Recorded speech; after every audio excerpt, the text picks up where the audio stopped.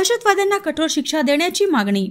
जम्मू काश्मीरमधील पहलगाम येथे पर्यटकांवर झालेल्या भ्याड हल्ल्याच्या पार्श्वभूमीवर देशभरात संतापाचे वातावरण निर्माण झाले आहे।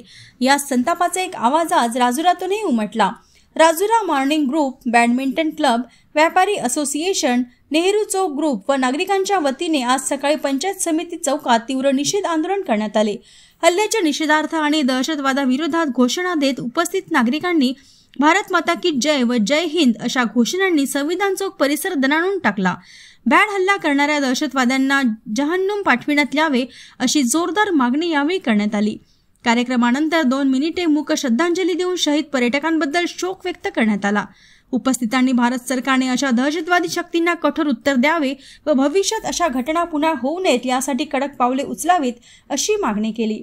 यावेळी माजी नगराध्यक्ष विलास बोंडगिरवार, माजी नगराध्यक्ष अरुण धोटे, माजी उपनगराध्यक्ष सुनील देशपांडे, माजी नगरसेवक घनश्याम हिंगाणे, विनायक कल्लूरवार, व्यापारी असोसिएशनचे अध्यक्ष संदीप जैन, दिनकर डोहे, छोटूलाल सोमवलकर, हरभजन सिंग भट्टी, हरजित सिंग, रवी जामुनकर, अरुण मस्की, बंडू घुंगरे, ॲडव्होकेट चांदेकर, मोहन चैनानी, नितीन पिपरे, राधेश्याम सोनी, संतोष पचारे, शंकर झंवर, कोंडावार सिंग आणि शेकडो नागरिक मोठ्या संख्येने उपस्थित होते। पहलगाम येथे जो आतंकवादी हमला झाला, तो आतंकवादी हमला या भारत देशावर असून पाकिस्तानच्या आतंकवाद्यांनी केलेला हमला आहे। जम्मू आणि काश्मीरमध्ये आनंदाचे दिवस असताना आणि देशातील सगळे पर्यटक तिथे जात असताना अचानक असा हमला होणं म्हणजे आपल्या देशातील जनतेला पर्यटकापासून मुक्त करणे आहे।